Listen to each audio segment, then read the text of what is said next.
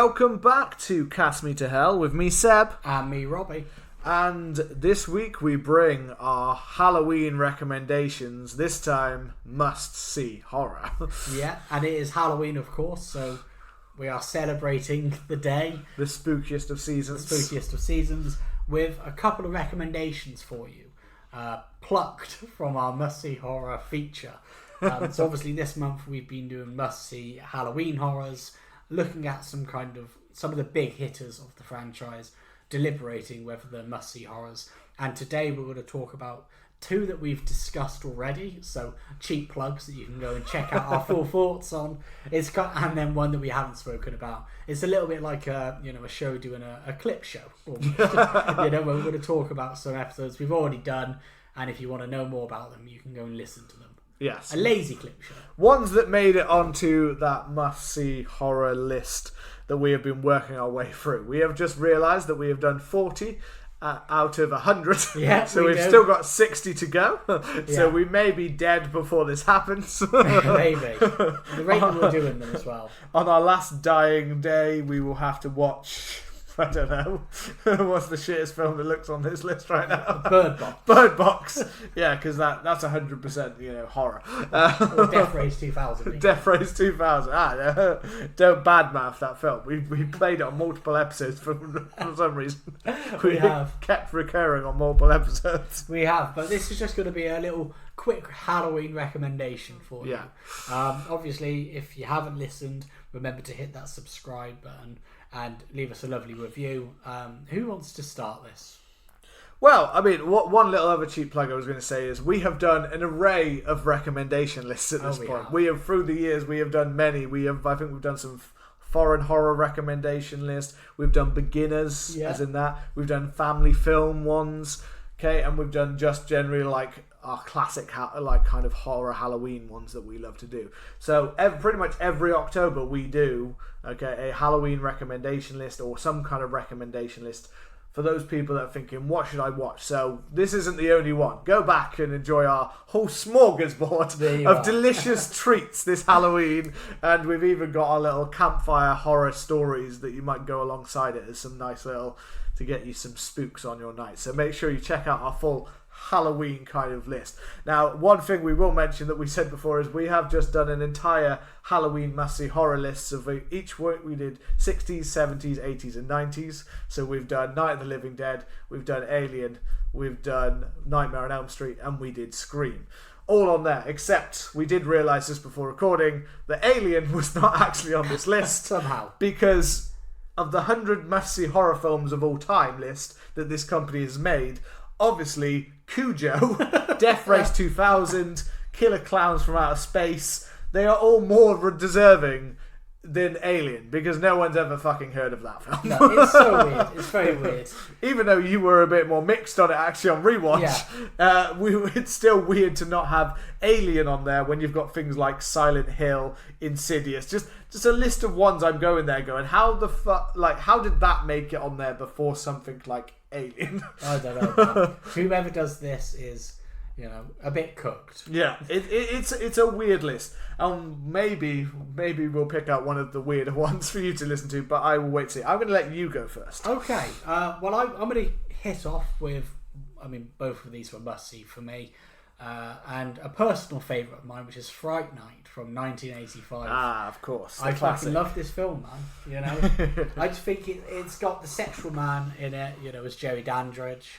I think it's got a great fun cast. It's got some great visuals, a really good soundtrack. It's got some really good practical effects as well. So you've got some kind of weird dog-like werewolf. The vampire stuff looks great. The whole, it kind of just drips Halloween. Yeah. It's got this real vibe to it that it's just perfect. We talked to the episode because I'd never seen it really before that. I'd seen the remake version, which I didn't think too much of. I thought it was okay, but not great. But I'd never seen that one. But I fucking loved it. Jerry Dandridge is fucking oozing sexual appeal. Yeah, he just bangs. But there's also there was a lot of great special effects and stuff in there as well that I really appreciated in the film, and a kind of fun comedic vibe as well that didn't completely overthrow the whole film there. No, it never kind of veers off fully into kind of horror comedy, but you've got some great characters that do add a bit of humour to it. You've got Evil Ed, who's a little shitbag, but he's he's got heart to him. You've got Peter Vincent, who's that kind of great kind of Peter Vincent Price kind of character.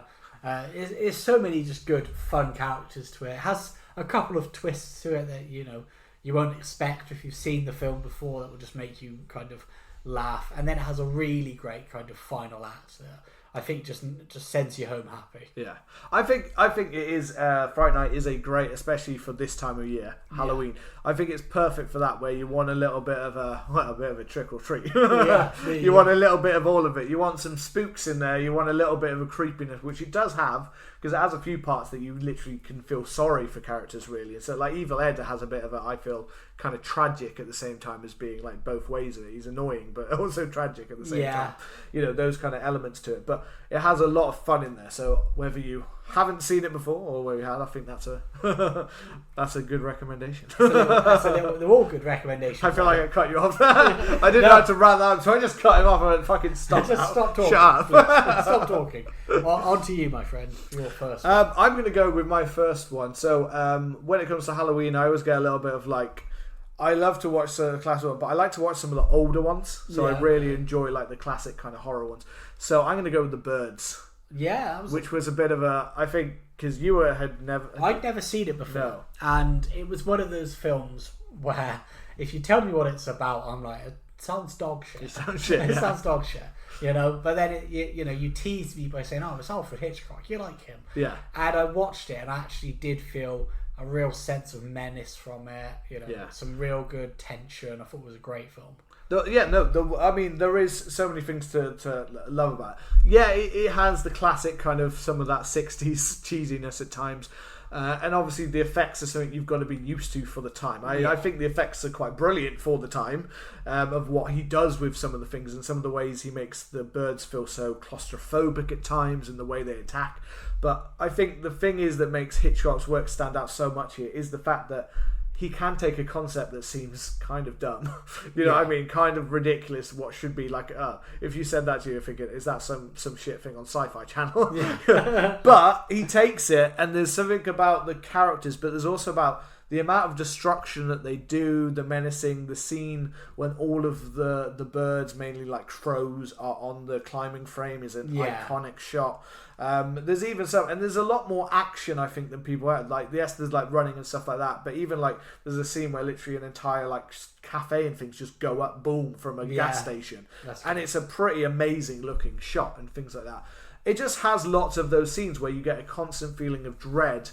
And it's also one of these films that doesn't necessarily... It starts off very light-hearted, feeling like some kind of rom-com from the 50s or 60s, and then builds, but it seems to build more and more. And it's also one of those ones that, like something that came later, like Night of the Living Dead or Dawn, kind of Romero kind of films. Things like that. I feel like this is one of the earlier ones that kind of feels like it continues to have dread, and even to the end, it actually doesn't feel like you're necessarily safe. No, there's not really much breathing space within the film. No. You kind of, you're tense throughout a lot of it. I don't recall it being a particularly long film either. It never kind of outstays its welcome. One thing I appreciated of the film is it doesn't become tired. When you get a lot of films that do rely on maybe a bit of a premises like The Birds, they can become a bit tired and a bit played out quite quickly, whereas... It doesn't pretty well. Yeah, it doesn't take it takes a while to build up to it. So I think that's one bit that people kind of have to, when you're first watching it, what are we going to watch here? As I said, the kind of weird blending of genres almost, where it feels a little bit more like a kind of small town thing, but also feels a bit in the city part of the beginning, feels a little bit like a rom-com. And then but when we build into it, but once it actually builds into the action of the birds, it all feels like it happens so quick and fast. But no, you're right, it doesn't go on for so long that you feel like, now I'm literally just watching more people running away.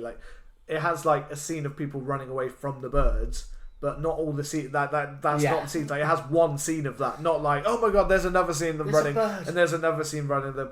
It normally goes once people know what's happening, they kind of seclude themselves off, and it kind of has that weird, me saying Night of the Living Dead. It has a little bit of that vibe where they're locked up in a house or they're locked up in an area where it actually has a little bit of that almost end of the world apocalypse vibe to it that kind of comes from it. They like doing that in the 60s, didn't they? Yeah. Because I think we had that in obviously. I mean, I guess Cold War. Yeah, it makes sense. They were all locking themselves away, thinking they were going to get nukes. Yeah, Night of the Living Dead, and then the one that we said, Day of the Triffids. Yes. They locked themselves in a house. Yes, have a little cheap plug there. That was on our list as well, but we did not love that. I don't think we call that Must See Horror. I don't think that made it onto Must See Horror, whereas I think our first two both made it as, I think we both agreed that they were good enough. Now, my second film. Yes. Look at the list. Have a little consult. I'm staring at the poster. Yes. It's a film that is as beautiful as it is kind of violent.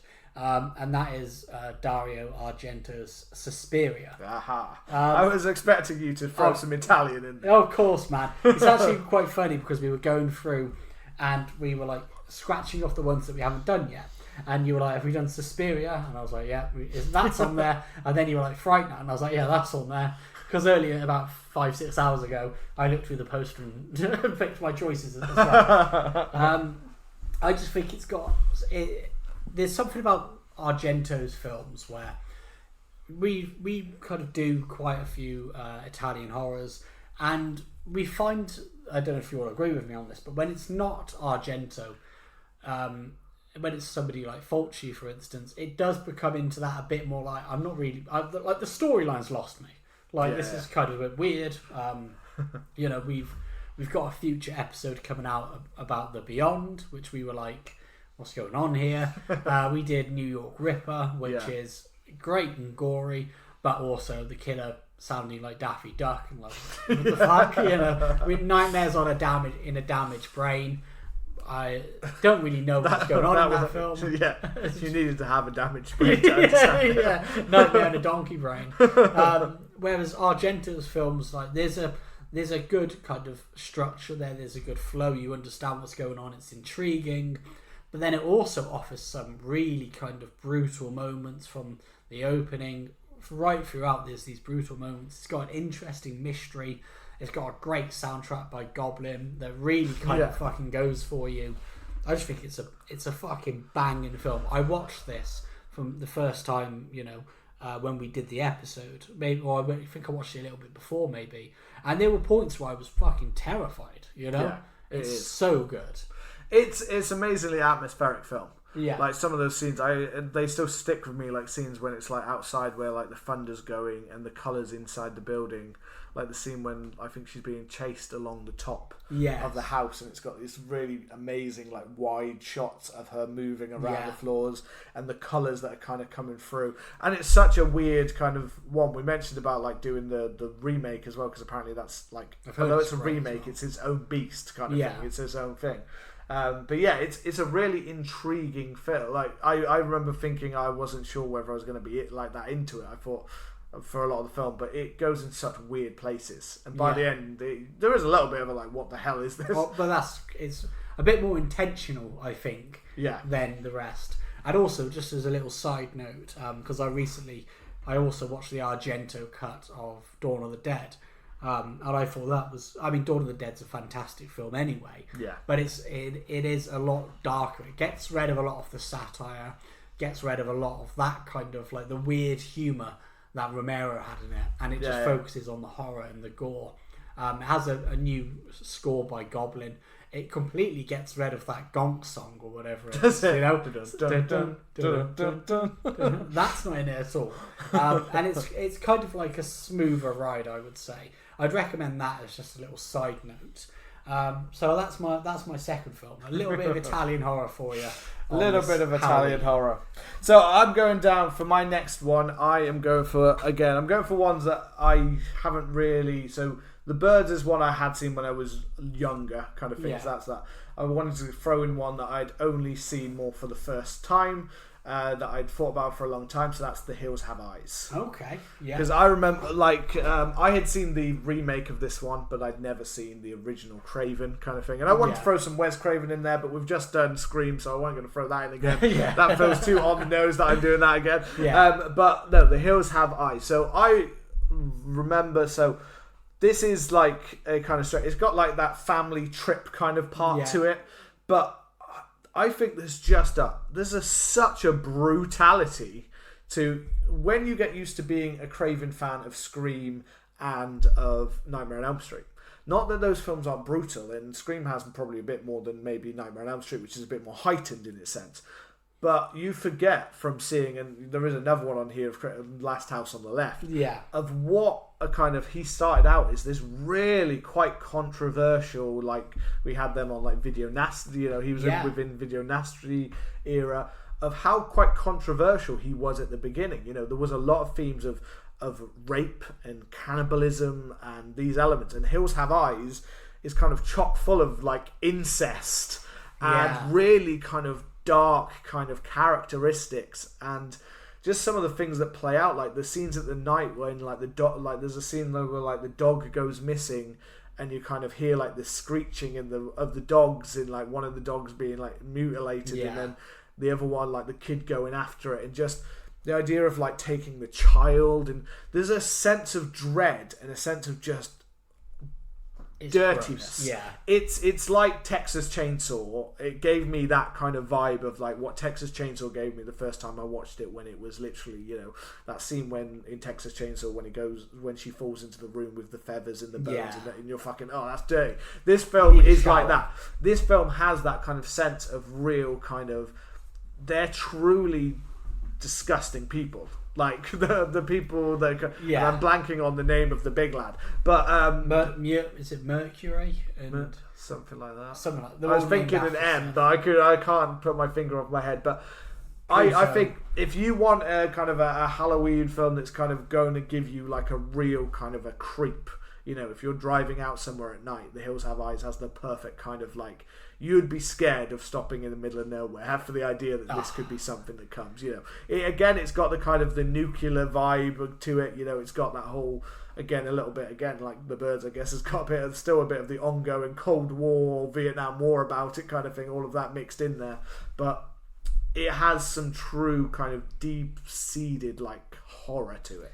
Really like disgusting, will make you feel a bit off. So if you're looking for something a little bit harsher than say The Birds, which is a bit light-hearted in comparison, like that's The Hills Have Eyes is what I found. I think it was a must-see horror for me. I can't remember what it was for you. I can't remember. I can't remember if you were mixed on it or not. I was in my head. I have a feeling like there was something about you a bit more mixed on, whereas I think I liked it more than you. I think you did, because I grew up watching the remake and the sequel, and I love the remake of The Hills Have Eyes. Yeah. That to me is like, it's so visceral.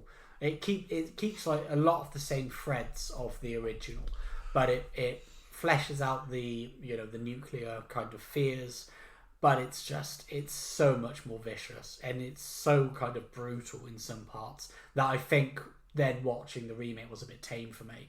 But you're right, I think when you compare like Scream and Nightmare on Elm Street, they have the gory, and they have they have gross bits to them, but they're also kind of Wes when he's, I don't want to say like a studio darling, but he's got a lot more budget behind him, and he's also refined his skills. Yeah. Whereas The Last House on the Left and The Hills Have Eyes, they're like Grindhouse, what you would have said. Like they are like the gritty kind of thing. It's like one step to porn. It's like the horror. It's like, well, but it is. It's from like the horror side by side of porn, isn't it? Kind of thing. I genuinely think Wes Craven shot porn.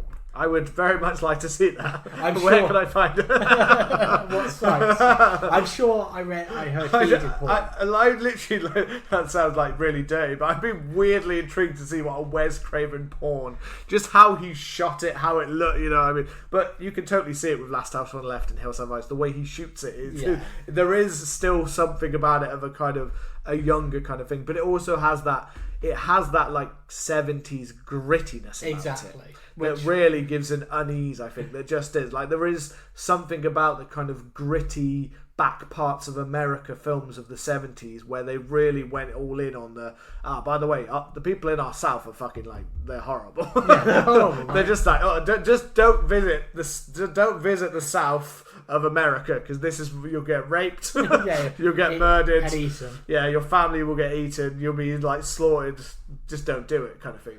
Go to the nicer parts. Go to the nice parts, yeah. Avoid Maine. For the people there, yeah. Maine's fucked up as well, according to Stephen King. Yeah. Avoid that. Just stay in Hollywood. Yeah, just don't. Yeah, just stay. California. Yeah. There's no paedophiles.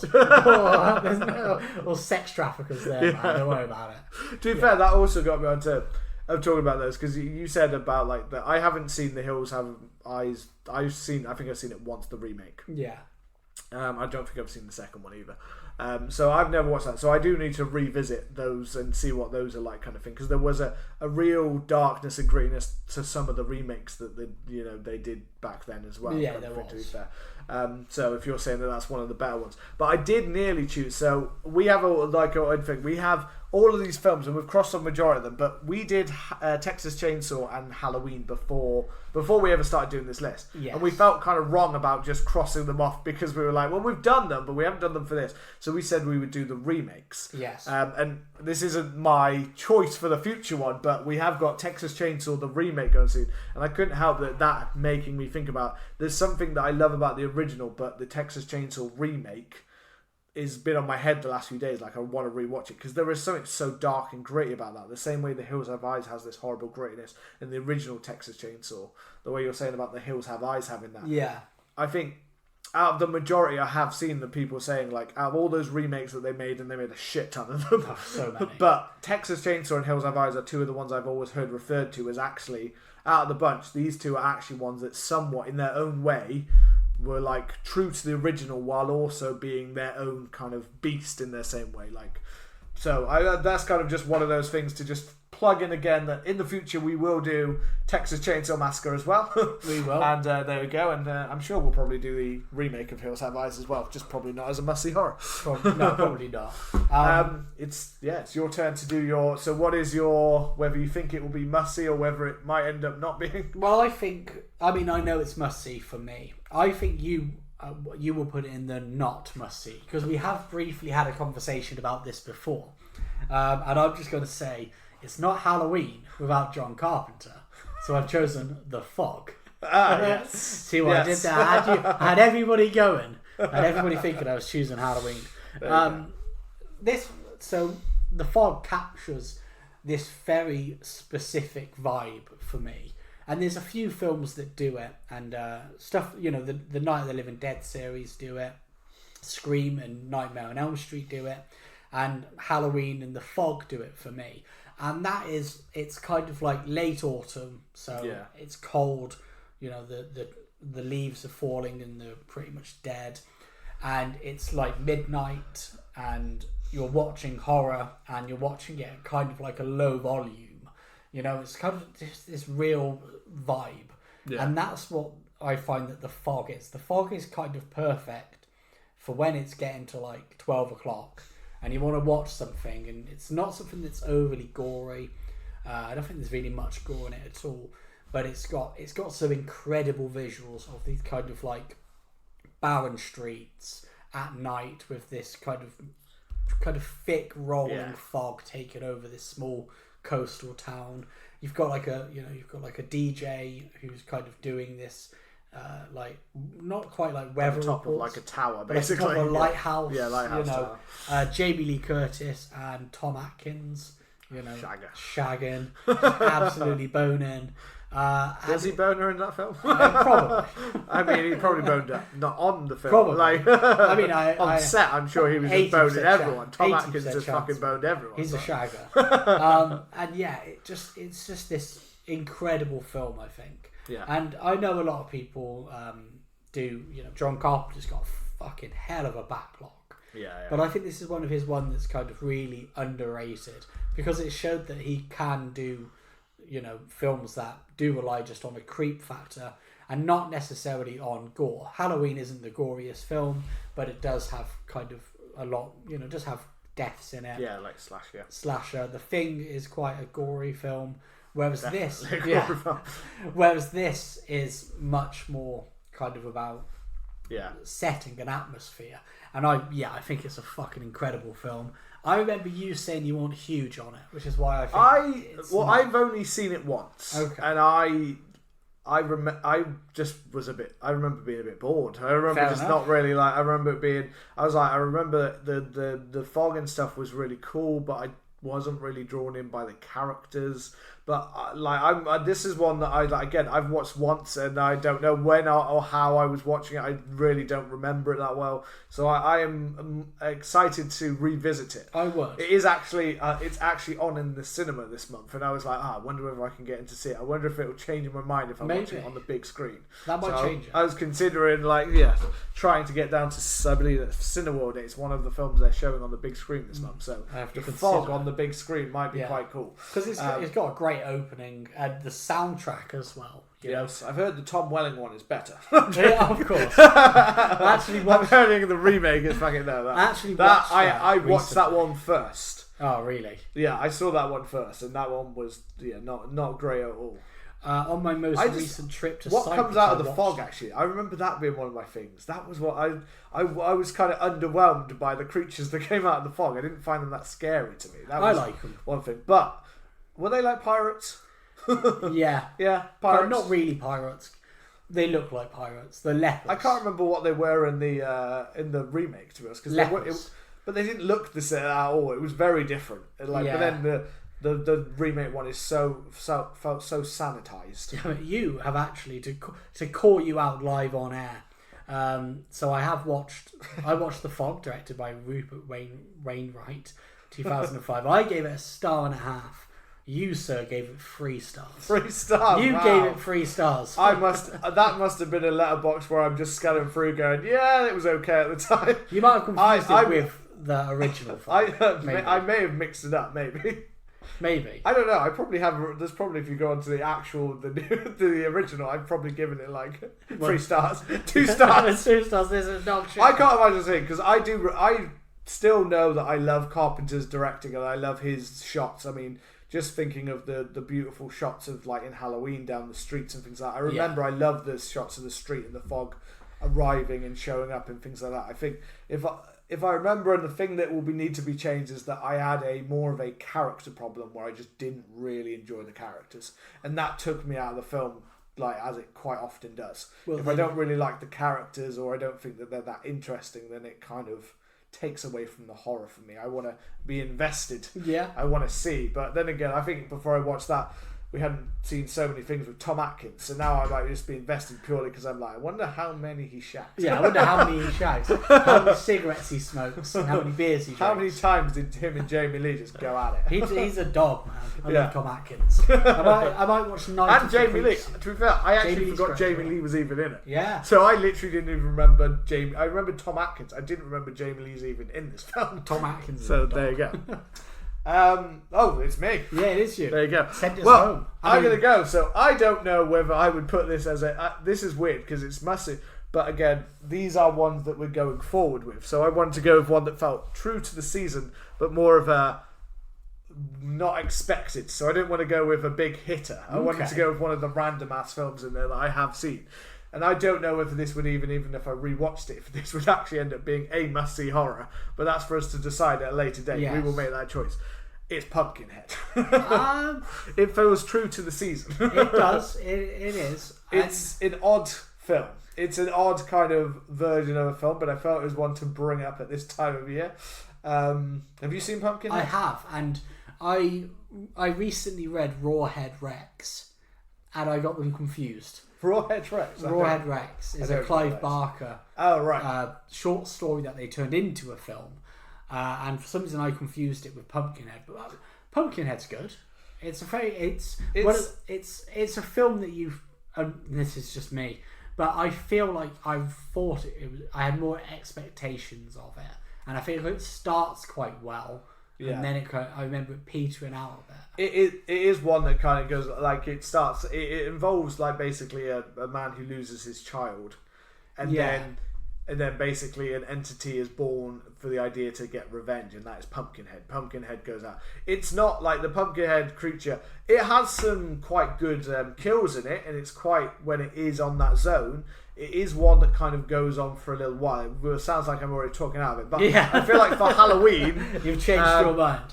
Well, no. I wanted to go with Pumpkinhead because I was like, it's more of a left field to show you some of the weird choices that are on this must-see horror. Yeah. I cannot imagine this being on people's top 100 horror lists. However, as this is Halloween and Pumpkin is a key part of that, this feels like a necessary one to mention that some people who've never heard of Pumpkinhead, you might want to check it out. It's a kind of creature feature. It's got a kind of revenge plot line in it. I was about to say it's got Rutger Hauer. It's not Rutger Hauer, it's Lance Henriksen. Yeah, in his kind of role. It's a very 90s film. Yeah. It's a very almost borderline on kind of feeling a bit TV-ish at times, I'm not going to lie. Yeah.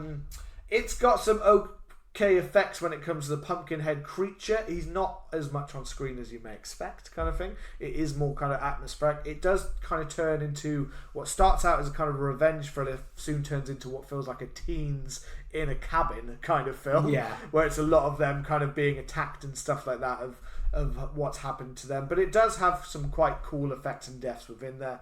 I think it's a kind of it works for me as a pretty easy watch for a kind of, for this kind of season. I think that's why I think it's one of those. Right now, whether we get to the episode and I might be turning around and go, that was dog shit. that was pumpkin shit. That was pumpkin shit. That was dog shit. Yeah. Well, that's the reason why listeners should subscribe. Because we might come back to both of those films and be like, they're dog shit. Yeah, I might turn around and you say the fog is dog shit. I prefer pumpkin. Maybe. We don't know what way that will go. We've got a whole list of 60 more films we need to get through. We'll get through it eventually. We will enjoy doing that. We will. Until we are forced. Like that scene in Harry Potter when Harry has to force Dumbledore to drink that fluid out of that container to get the Horcrux to go super nerdy on you. But it's like that. Here, we will force it down your throat.